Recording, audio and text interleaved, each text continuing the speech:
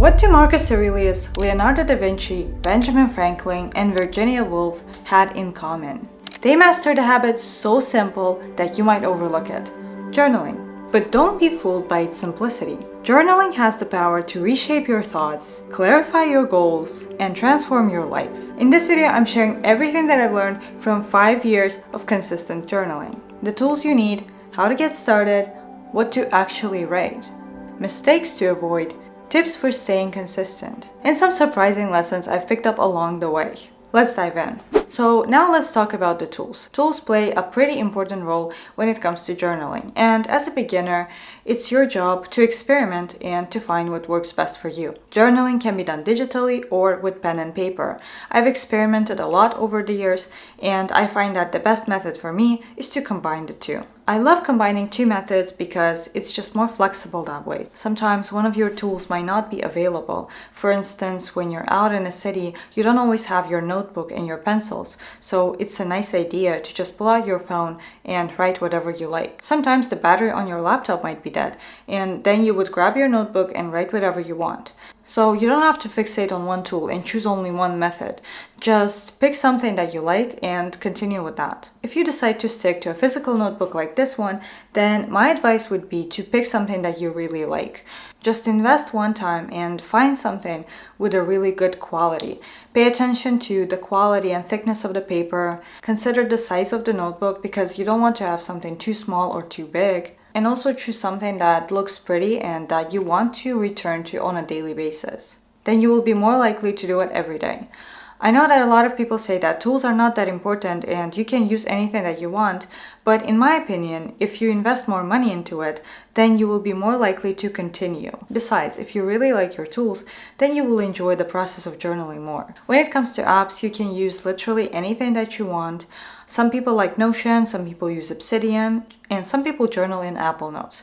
My favorite is Day One. It's a dedicated journaling app, and they claim it to be private and encrypted.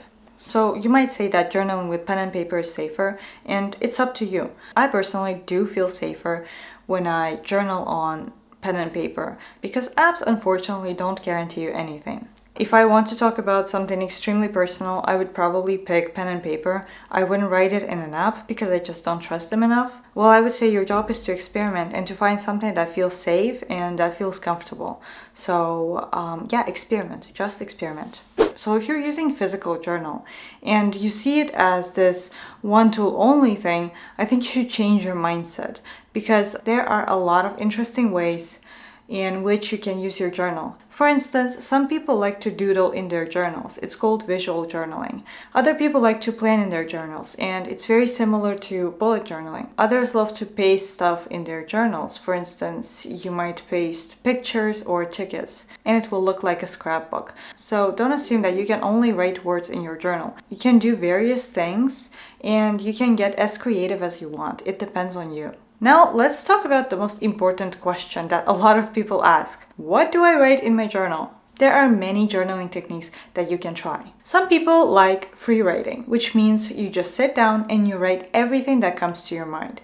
It's like a stream of consciousness, no filters, nothing. You just write everything that comes to your mind. It's called free writing. Some people prefer daily journaling. Daily journaling is, well, what the name suggests. It means that you're journaling on a daily basis and you talk about events and situations that happen in your life. I like daily journaling, but instead of just describing situations and events, I like to analyze them. I like to find some lessons in there. I like to analyze situations and my reactions to them because then I will find patterns and maybe change my behavior. I don't like recording events for the sake of recording them. I like to get some value out of them, and daily journaling helps me to do that. You can even try dream journaling, which means that you will talk about your dreams. I think it's an interesting technique, especially if you're a creative person and you have those vivid, interesting dreams. I don't use it personally, but if you feel like it might benefit you, you can try it. Another technique is morning pages, and it is my favorite technique ever. This concept comes from Julia Cameron's book,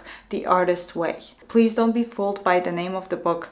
You might think that it's only for creatives, but I think writing morning pages will benefit anyone. The idea behind morning pages is quite simple. You just wake up in the morning, you sit down, and you write everything that comes to your mind. Julia Cameron recommends to write 3 pages. I'm not sure that I do 3 every day, but I definitely try to write something.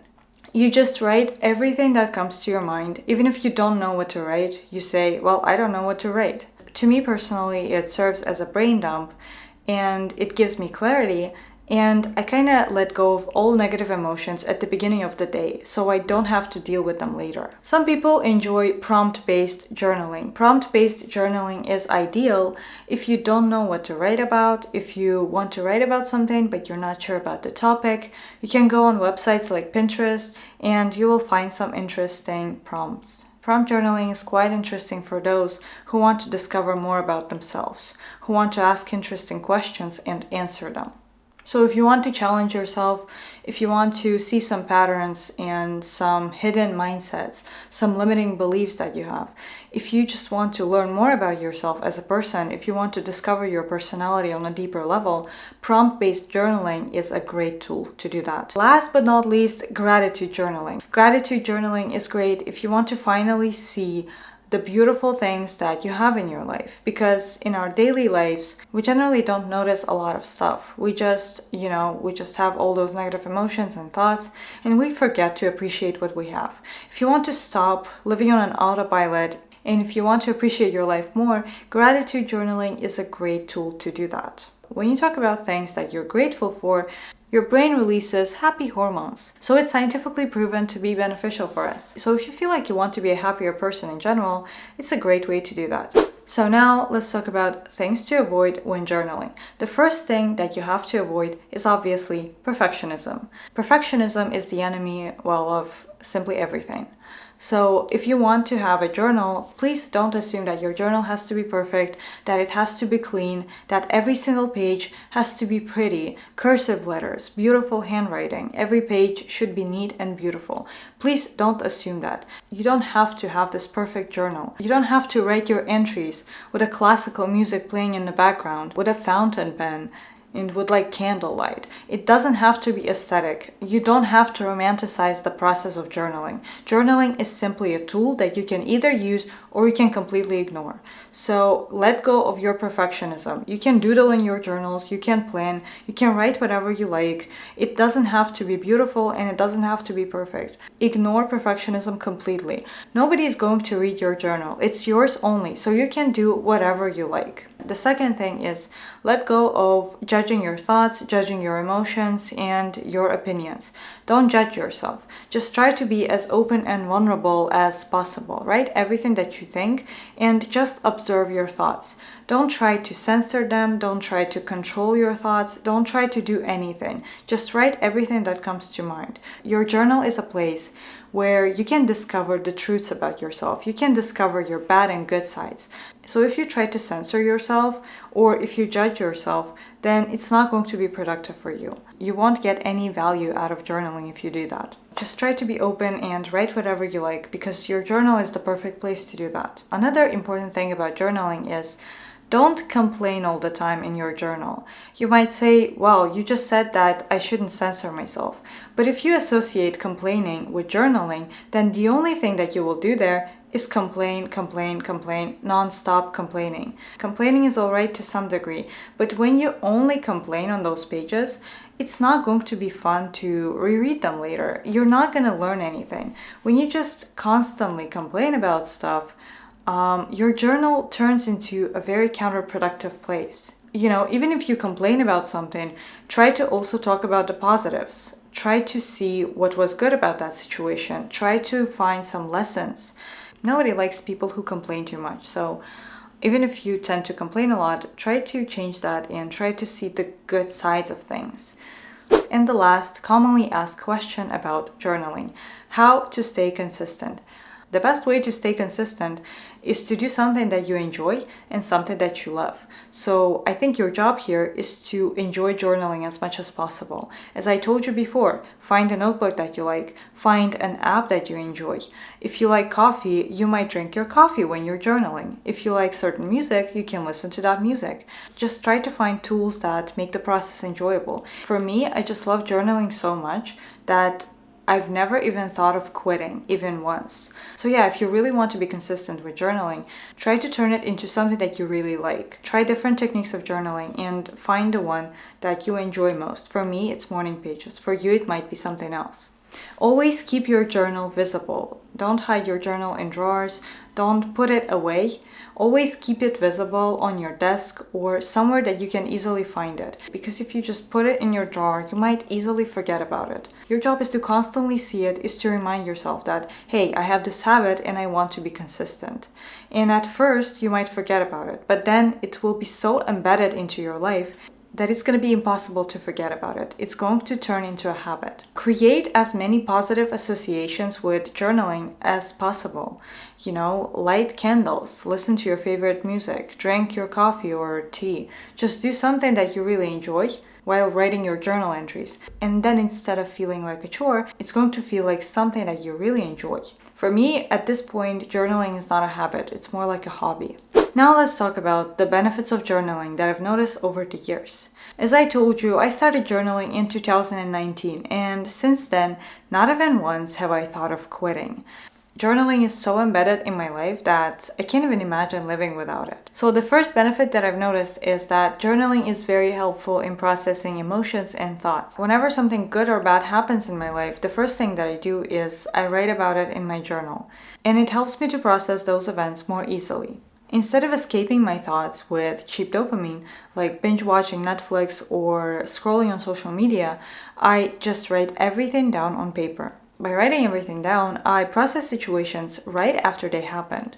And because of that, I don't overthink it later. Ever since I started journaling, I don't overthink situations. I don't overthink my conversations with people.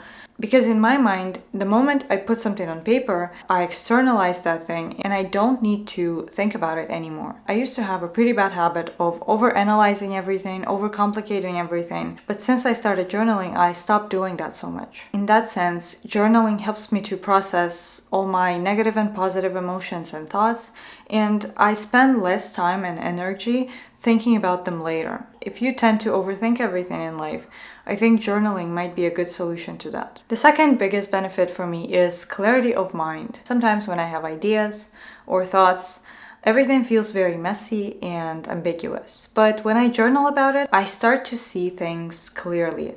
It's as if I have a bird's eye view on the situation. If you're someone who's very indecisive and you're having a hard time making decisions, I think journaling might benefit you because it will give you the clarity that you need when making important decisions. Journaling helped me to make a lot of important decisions in life because when you write about something for hours, when you analyze pros and cons, you will reach the solution sooner or later. So that clarity and focus that I'm talking about is exactly why I love journaling so much. The second benefit is the ability to see how much you have grown and developed as a person. I'm pretty sure you've had the experience when you're looking at your old photos and you think to yourself, wow, I look so much better now. And at that moment, after seeing that picture, you're proud of yourself. You feel good about yourself. I feel like journaling for me is exactly the same way, but instead of seeing the picture of yourself, of your physical appearance, journaling for me is looking at the picture of my mind, snapped at a certain moment in the past. When I go back to my old journals and I read old entries, I always think to myself, oh my god, I have no idea who this person is. Wow, I can't believe I've had this mindset. Wow, I have changed so much. So in that sense, journaling really shows me how much I have improved as a person. I was a very pessimistic person and now I'm much better. I'm not saying that I'm perfect and I'm positive all the time, but even seeing, how much I've changed over the last 4 years, 3 years, it's very motivating. And especially if you're into self-development, sometimes you read a lot of books, you watch videos, you listen to podcasts, and you feel like there's no progress. You feel like you don't really change as a person. And sometimes everything feels like a waste of time. But when you go back to your journals, you can see that it's not a waste. And actually, you've been really developing and improving as a person. And being able to observe that growth, having physical proof that it happened and you really changed as a person, it can give you a lot of motivation to move forward and keep doing what you're doing right now. when you look back at yourself on those pages, you might start to notice patterns. You might start to see situations when you were actually wrong, but at that moment you thought that you were right. So in that sense, journaling helps you to see yourself and get to know yourself better. No one in your life will give you better feedback than the ability to see what kind of mindset you had a couple of years ago and how it affected your life in the past. One last thing. Please don't expect your life to be magically fixed because now you have a journal. I've been journaling for years and I still have a lot of stuff that I'm discovering along the way. Journaling requires patience and consistency, and you will not see benefits right away. You will start seeing benefits maybe months from now or even years. So be patient and do it every day. Try to find methods and techniques that bring you joy. And as long as you love it, you will keep doing it and you will see the benefits with time. So I hope this video was helpful and it inspired you to finally start journaling. Thank you so much for watching this video and I will see you in the next one.